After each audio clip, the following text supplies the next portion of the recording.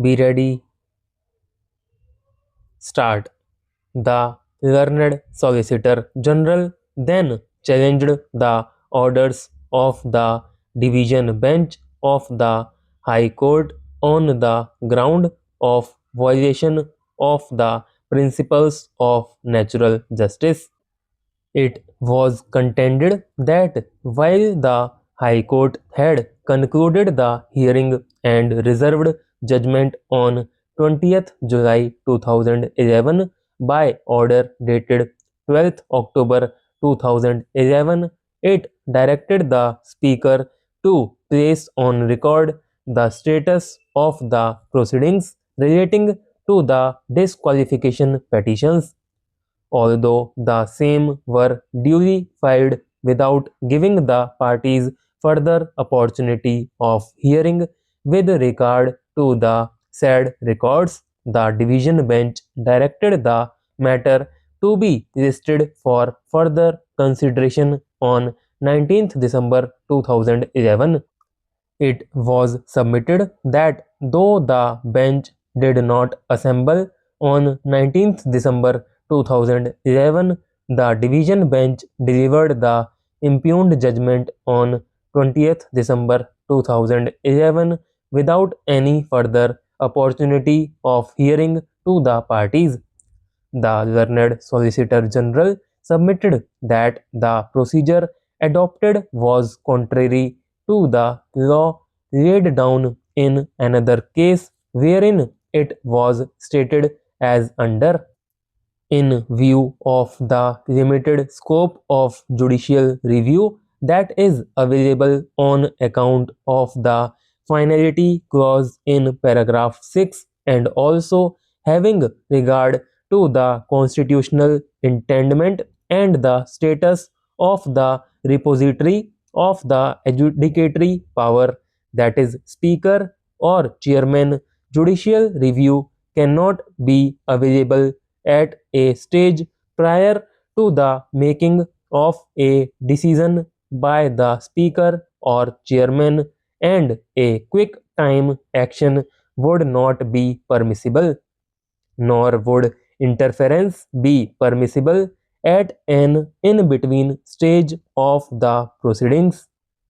Exception will, however, have to be made in respect of cases where disqualification or suspension is imposed during the pendency of the proceedings, and such disqualification or suspension is likely to have grave, immediate, and irreversible repercussions and consequences. The learned Solicitor General sought to re-emphasize the fact that the present case is not a case involving disqualification or suspension of a member of the House by the Speaker during the pendency of the proceedings, but relates to disqualification proceedings pending before the Speaker which were not being disposed of for one reason or the other. It was submitted that the fact that the Speaker had not finalized the disqualification petitions for almost a period of 2 years could not and did not vest the High Court with power to usurp the jurisdiction of the Speaker and to pass interim orders. The learned Solicitor General lastly urged that the single most important error in the impugned judgment is that it sought to foreclose the right of the Speaker to decide the disqualification petitions under paragraph 4 of the 10th schedule.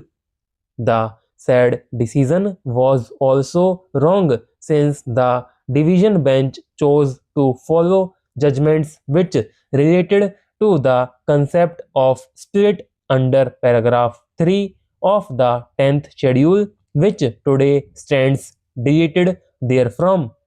The learned Solicitor General submitted that there was a clear difference between matters relating to the erstwhile paragraph 3 of the 10th schedule and paragraph 4 thereof.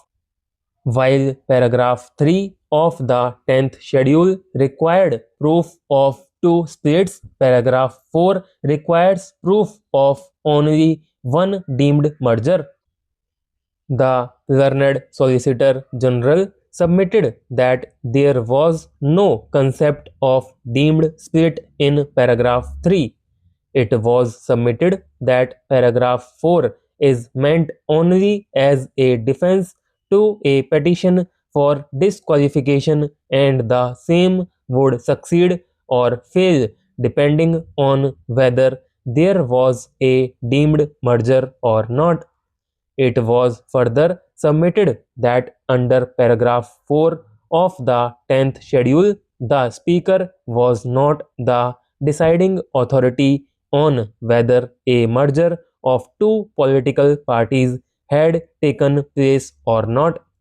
It was urged that the expression used in paragraph 4 of the 10th schedule for the purpose of paragraph 4 clearly indicates that the deeming provision is not in addition to but for the purpose of paragraph 4, which is entirely different from the scheme of paragraph 3, which uses the expression and, thereby indicating that a split takes place only if there is a split in the original political party and at least one third of the members of the legislature party also joined in. It was further submitted that the use of the expression if and only if in paragraph 4 of the 10th schedule is to re emphasize the fact that the Speaker cannot decide whether merger of the original party had taken place, as he is only required to decide whether merger was a defense in a disqualification petition filed under paragraph 6 of the 10th schedule.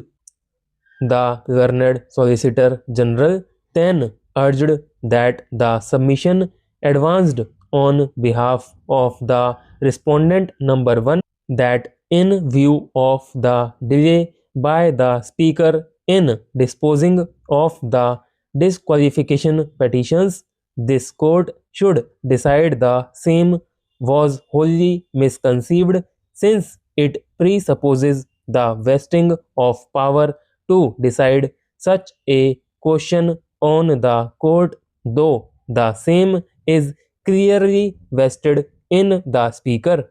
Even otherwise, the most that could be done by this court would be to dismiss the special leave petition.